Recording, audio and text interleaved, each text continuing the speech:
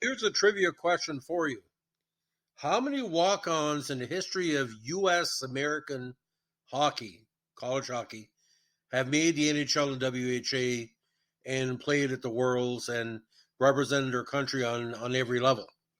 Well, it's a very small list, and we're going to talk about probably one of the most unheralded and underrated players of his era, Dave Debol. Now, David C. Debol, born in St. Clair Shores, Michigan, March 27, 56, played 92 games for the Whalers and 68 games for the Stingers between 78 and 81. He was a member of the University of Michigan hockey team before turning pro. He played for the U.S. at the Ice Worlds in 77, 78, and 81.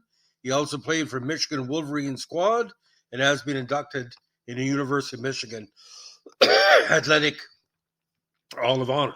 Now, as a youth, he played in the 67 and 68 Quebec International Pee Wee tournaments with a minor squad from St. Clair Shores. When he enrolled at the University of Michigan, he competed for the position for the Wolverines as a walk-on. He made the squad and became an All-American center who led the Wolverines to the finals of the NCAA's Frozen Four tournament, where he lost to Wisconsin.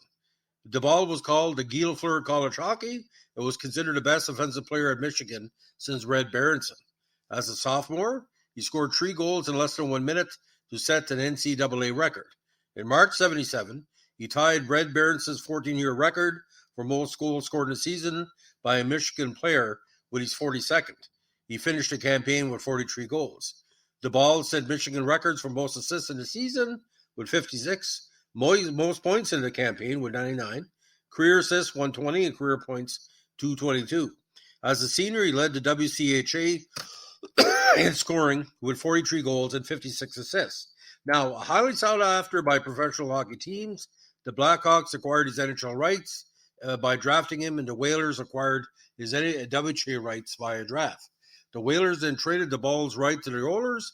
In December 77, the Oilers traded negotiating rights to Debol to the Stingers for Dennis Sobchak. Now, Debol signed with the Stingers in March 78. In his rookie campaign, he had 10 goals and 27 assists when he was unfortunately struck in the eye with a hockey stick in a game against Winnipeg in March of 79. The following month, he underwent surgery at Bethesda Hospital to reattach the flap of the retina on his left eye. When he returned from the injury, he was selected by the Whalers in the 79 dispersal draft when the WHA merged with the NHL. He played for the Whalers from 79 to 81. Now, skating on the same team as Gordie Howe and his sons Mark and Marty was a great thrill for him, because when Debol was born in 56 in Detroit suburb, Gordie had already played 10 seasons with the Red Wings. And in 1980, Debol was teammates with Howe in his final campaign. That year, he had 2 years with Hartford. He had 26 goals and 26 assists for 92 games. Now, upon retirement, he coached high school hockey at Dexter in Michigan. He has also coached college hockey at the University of Michigan Dearborn in the ACHA Division I ranks. Debol has also owned and operated hockey schools, including Hockey Masters in Chelsea, Michigan, and also the Debol and Donnelly Skill Development Group. Now, he lives in Saline with a son and a daughter, both of whom are hockey players. Now, in 1996, he was inducted in University of Michigan Athletic Hall of Honor. Now, on May 10, 2016, he was named the inaugural head coach of his hometown team, the St. Clair Shores Fighting Saints of the Federal Hockey League. And again, with Hartford in 1980, 12 goals, 14 assists for 26 points, and also played with the CHL Stingers as well.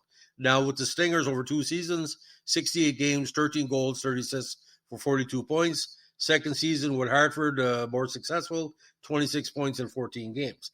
Eventually played in the minors with Binghamton, Oklahoma City, and Birmingham, and eventually ended up in the NLB with EHC Whitesicon with 97 points in 38 games.